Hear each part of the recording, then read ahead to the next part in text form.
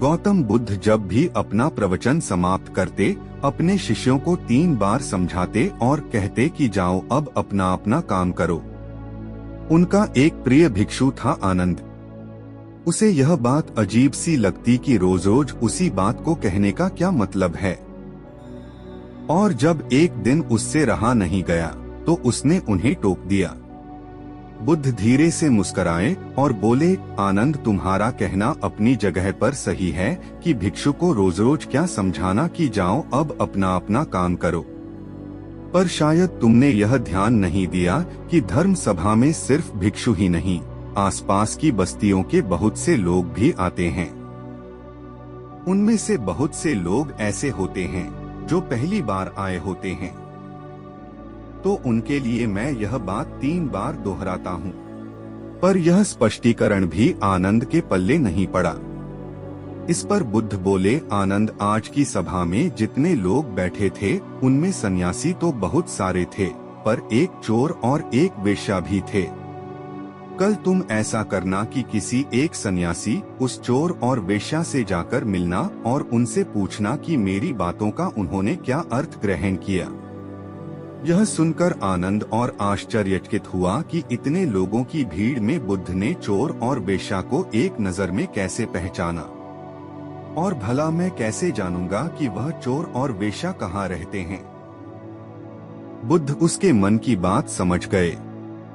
उन्होंने आनंद को चोर और वेश्या के बारे में बताया और जाकर आराम करने को कहा। आनंद ने जैसे तैसे उत्सुकता में वह रात काटी और अगले दिन सुबह सुबह तहकीकात के लिए निकल पड़ा।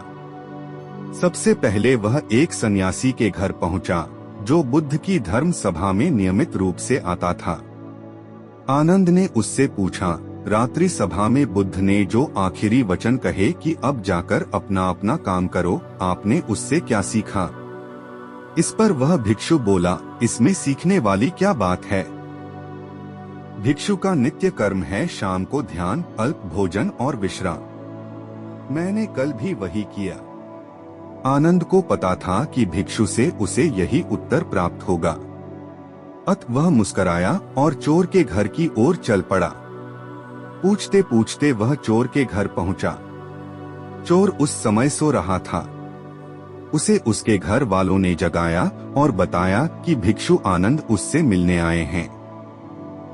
यह सुनकर चोर चौंक उठा और हाथ जोड़कर आनंद के सामने हाजिर हो गया। चोर विनम्र शब्दों में बोला, भिक्षु, बुद्ध तो अंतर्यामी हैं, इसलिए आपसे क्या छिपाना।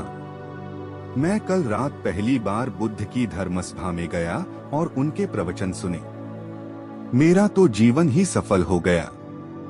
बुद्ध के प्रवचन सुनने के बाद मैं उनके कहे अनुसार अपने काम यानी कि चोरी करने निकल पड़ा। और कल इतना तगड़ा माल हाथ लगा कि अब आगे मुझे चोरी करने की जरूरत नहीं पड़ेगी। अब मैं अपना जीवन आराम से काट सकूंगा। चोर की बात सुनकर आनंद हैरान रह गया। वह वहां से उठा और वेश्या के घर की ओर चल पड़ा। वेश्या आनंद को देखते ही पहचान गई। उसने आनंद को प्रेमपूर्वक घर के भीतर बुलाया और उनके लिए जलपान लेकर आई।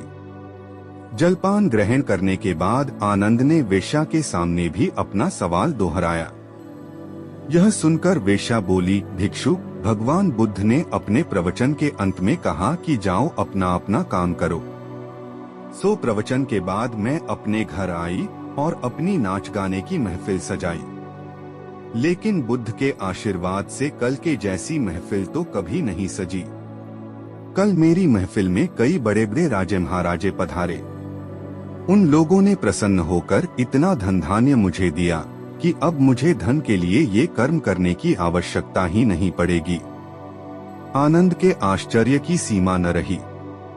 वह वहां से वापस महात्मा बुद्ध के पास गया। उसने बुद्ध को जाकर प्रणाम किया और उन्हें सारी बात कह सुनाई। बुद्ध बोले, आनंद, इस संसार में जितने भी व्यक्ति हैं, सबके मस्तिष्क अलग अलग हैं। वे सभी लोग अपनी बुद्धि और क्षमता के अनुसार ही हर बात का मतलब निकालते हैं।